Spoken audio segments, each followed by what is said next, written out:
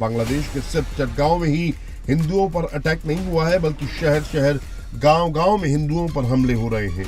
कई हिंदुओं के घरों को आग के हवाले किया जा रहा है, तो कहीं हिंदू लड़के को जिंदा जलाया जा रहा है। चटगांव में हिंदुओं के घर को जला दिया गया, तो वहीं सिलहट में हिंदू परिवार को बेरहमी से पीटा गया। जिहादियों ने हाथ में कलावा बांधने को लेकर झेना इदह में गोविंद विश्वास की पिटाई की, तो मेमन सिंह में दीपू दास को जिंदा जला दिया गया। बांग्लादेश में हिंदुओं पर हो रहे अटैक के खिलाफ भारत में भी आवाज उठने लगी है। कथावाचक मोरारी बापू ने इस मामले में भारत सरकार से हस्तक्षेप की मांग की है। तो बांग्लादेश की स्थिति भी बहुत बिगड़ती जा रही है और हम सनातनियों को, हम हिंदुओं को बहुत नुकसान हो रहा है। वहाँ बहुत समाज, संस्थाएं, सरकार गंभीरता से सोचे। आदरणीय मोहन भागवत जी ने भी चिंता जताई है और जो भीतर की बातें हैं बहुत जघन्य है। मेरे समझ में नहीं कि हिंदू होना कौन गुनाह है, क्या अपराध है हिंदू होना। हिंदू बिंदु भी है और सिंधु भी है।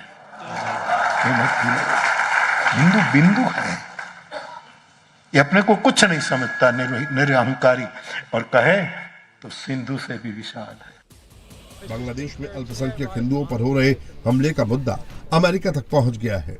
अमेरिकी सांसद थॉमस आर स्यूजी ने अमेरिकी विदेश मंत्री मार्को रूबियो को पत्र लिखकर बांग्लादेश में अल्पसंख्यक हिंदुओं की हत्या पर गहरी चिंता जताई है। साथ ही उन्होंने अल्पसंख्यक सुरक्षा, मानवाधिकार उल्लंघन और जवाबदेही तय करने की मांग उठाई है। बांग्लादेश में हिंदुओं की हत्या के विरोध में भले ही ढाका से लेकर दिल्ली और कोलकाता से लेकर काठमांडू तक प्रोटेस्ट हो रहे हैं, अमेरिकी सांसद ट्रंप सरकार से हिंदुओं की सुरक्षा की गुहार लगा रही है, लेकिन यूनिस सरकार हिंदुओं की हत्या को आम बात बता रही है।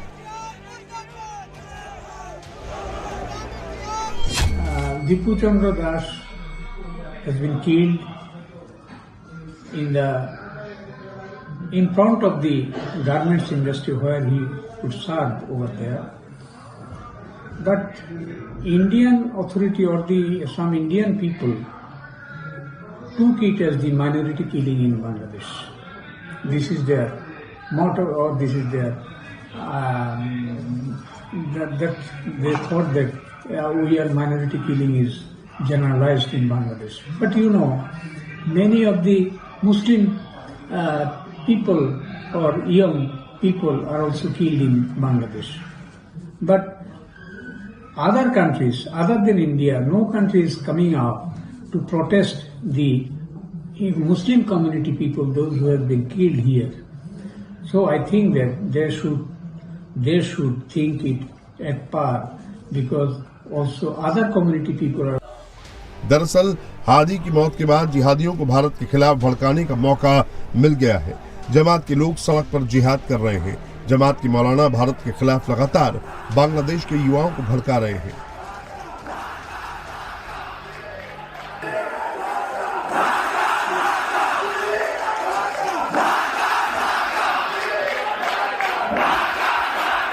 आदमी का बोल बाला कर दिया। अल्लाह की कसम मैं ये बात कह देना चाहता हूँ, वला वजील बसीरत कह देना चाहता हूँ, दुनिया के सारे सियासी निजाम अगर जमा हो जाए तो निजाम मुस्तफा का मुकाबला नहीं कर सकते। सेकुलरिज्म के जरिए, कौम परस्ती के जरिए, नस्लिज्म के जरिए, बरादरी के बुतों के जरिए, पार्टी के जरिए मेरे नबी के निजाम को निकालने की कोशिश की जाती है। लेकिन अल्लाह के फजल करम से उलमाए अहले सुन्नत और उलमाए अहले हदीस जब तक जिंदा है, इस धरती के ऊपर कमली वाले के निजाम को इंशाअल्लाह नाफिज करके रहेंगे। एक वक्त आएगा बंगाल में भी निजाम अगर चलेगा तो मोहम्मद करीम का चलेगा इंशाअल्लाह।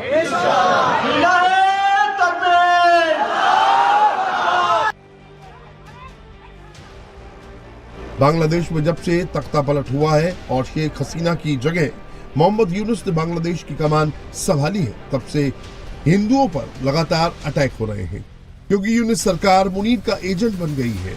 मुनीर जैसा कहता है यूनुस वैसा ही करता है। तभी तो अब शहबाज की पार्टी के नेता भी बांग्लादेशियों को भड़का रहा है और भारत को गीदड़ भपकी दे रहा है। अब पाकिस्तान और बांग्लादेश का बचा बचा जो है वो उस्मान हादी है। उस्मान हादी को तो शहीद कर दिया, लेकिन उसकी सोच को शहीद नहीं कर सके। आज मुकम्मल तौर पे भारतीय आजादी जो है उसको रिजेक्ट कर चुकी है बांग्लादेश की अवाम, मुकम्मल तौर पे रिजेक्ट कर चुकी है। और मैं अपने बांग्लादेशी बहन भाइयों को कहना चाहता हूं कि हम आपके साथ खड़े हैं। पाकिस्तानी अवाम, पाकिस्तान और पाकिस्तानी फौज आपके साथ खड़ी है। अगर कोई माशी दबाव बांग्लादेश पे डालने की कोशिश करेगा या बांग्लादेश की खुद मुख्तारी पे अटैक करने की कोशिश करेगा तो पाकिस्तान की बाशऊर अवाम आपके साथ खड़ी होगी। अब मैं ब्राह्मण साम्राज्य को बड़ा एक क्लियर मैसेज देना चाहता हूं कि अगर अब किसी ने मैली निगाह उठा के बांग्लादेश की तरफ देखा ना, तो पाकिस्तानी अवाम, पाकिस्तानी फौज और हमारे मिसाइल आपसे दूर नहीं है। हादी की मौत के बहाने पाकिस्तान भी बांग्लादेशियों को बरगला रहा है, उसे अपना हमदर्द बता रहा है, लेकिन बांग्लादेश भी अच्छी तरह से जानता है कि उसका असली हमदर्द कौन है, कौन बांग्लादेशियों की फिक्र करता है। तभी तो उस्मान हादी के भाई ने की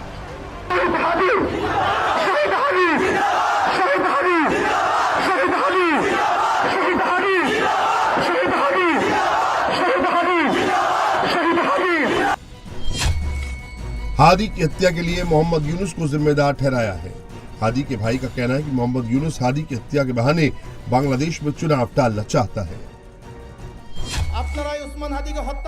ये तुम ही लोग हो जिसने उस्मान हादी को मारा है और तुम लोग इस मुद्दे को इस्तेमाल करके चुनाव को विफल करने की कोशिश कर रहे हो।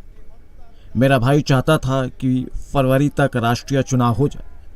उनके इस इच्छा का सम्मान करते हुए मैं अधिकारियों से आग्रह करता हूं कि चुनाव के माहौल को बाधित न करें, हत्यारों पर शीघ्र मुकदमा सुनिश्चित करें ताकि चुनाव का वातावरण प्रभावित न हो। लेकिन सरकार इसके लिए ठोस कदम नहीं उठा रही है। अगर उस्मान हादी को न्याय नहीं मिला तो एक दिन तुम्हें भी बांग्लादेश छोड़कर भागना पड़ेगा।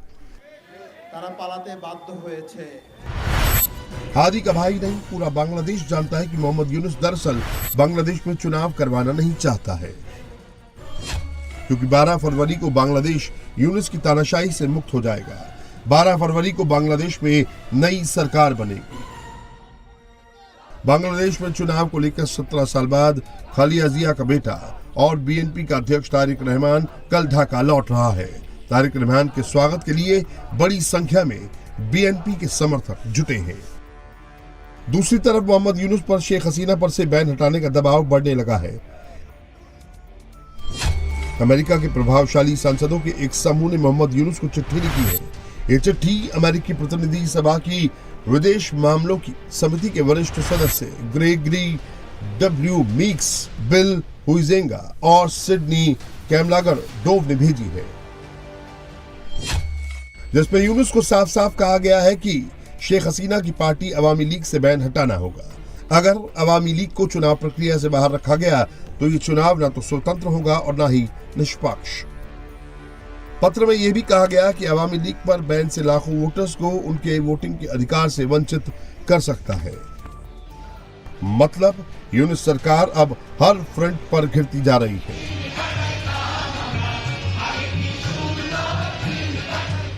उस्मान हादी का परिवार यूनुस को हादी की हत्या के लिए जिम्मेदार ठहरा रहा है।